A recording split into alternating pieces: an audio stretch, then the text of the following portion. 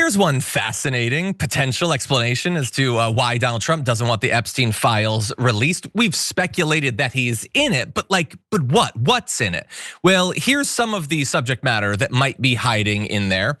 So one accuser of Jeffrey Epstein is now speaking out, talking to the New York Times about the fact that over the course of literally years, she told the FBI that they need to look into Donald Trump about particular experiences that she had, things that she witnessed. And so this goes all the way back to the summer of 1996. Maria Farmer is the accuser. And so she goes to the FBI and says that she's been, she's experienced terrible things at the hand of Jeffrey Epstein. So she said that when she went and talked to them, first to the NYPD, then with the FBI, she urged them to take a broader look beyond just Epstein to the wealthy, powerful people in his orbit, including Donald Trump. She eventually went back 10 years later to warn them because obviously that hadn't really happened. Now, 2006 is when we're like state and federal authorities are getting into looking into Jeffrey Epstein. That resulted in his first sweetheart deal, the really suspicious deal that has begun really all of these conspiracy theories, is why he was treated so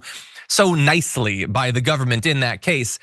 But anyway, she said that she had no evidence, like direct evidence of criminal wrongdoing, but she said she was alarmed by what she saw as Mr. Epstein's pattern of pursuing girls and young women while building friendships with prominent people, including Mr. Trump, sorry, MAGA, don't go anywhere, and President Bill Clinton. Okay, you back? You feel you could get Clinton, okay? Don't back off. You could get Bill, okay? You might have to get Trump too, but you can get Bill, okay?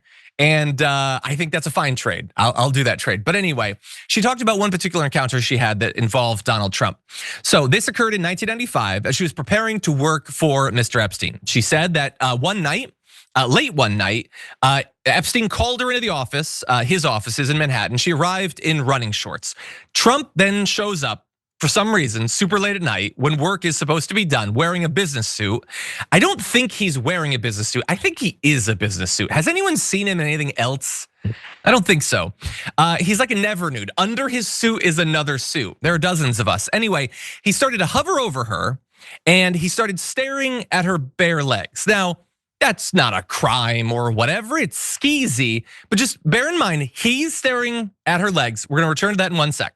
So then Mr. Epstein comes in and says to Mr. Trump, no, she's not here for you. So credit to Epstein, I guess, that he's warding Donald Trump off of this potential employee of his.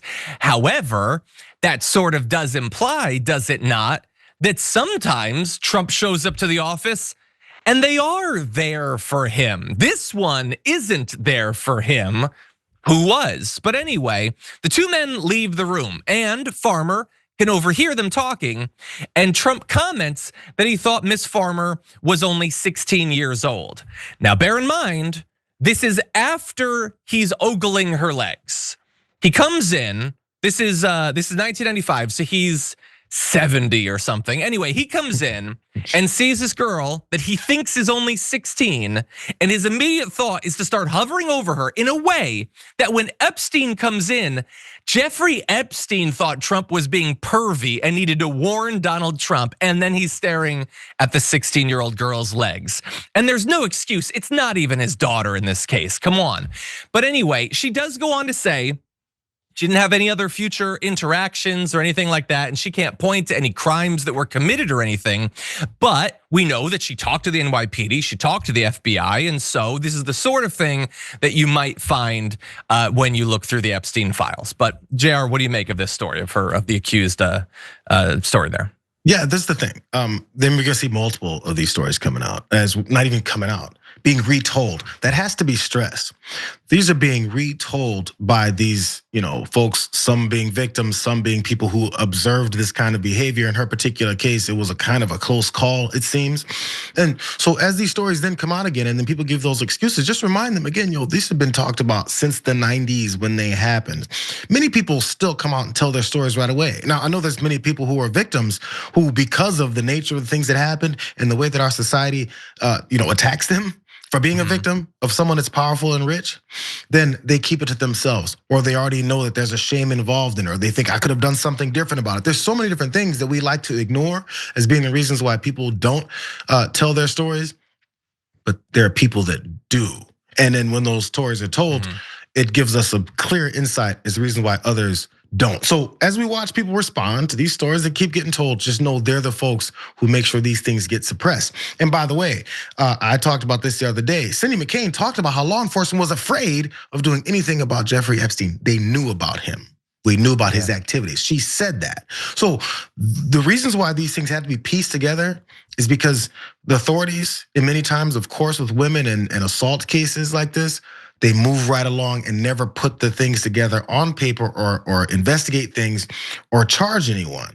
And now you have to come back 40 years later and you're like, how come there's nothing here? That's not their fault. That's the people who are supposed to be in charge's fault for not doing anything about this. And there's reasons behind it.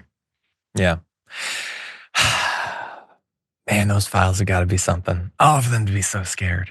And again, Maka, don't run away. Bill Clinton could be in there. Come on, let's take down Bill Clinton together. It'll be awesome. We'll pop champagne. Come on, I don't care. I don't care. I'm fine with it. Whatever, I'll give him up. But let's find out who else is in there too. Oh, Hillary could be in there.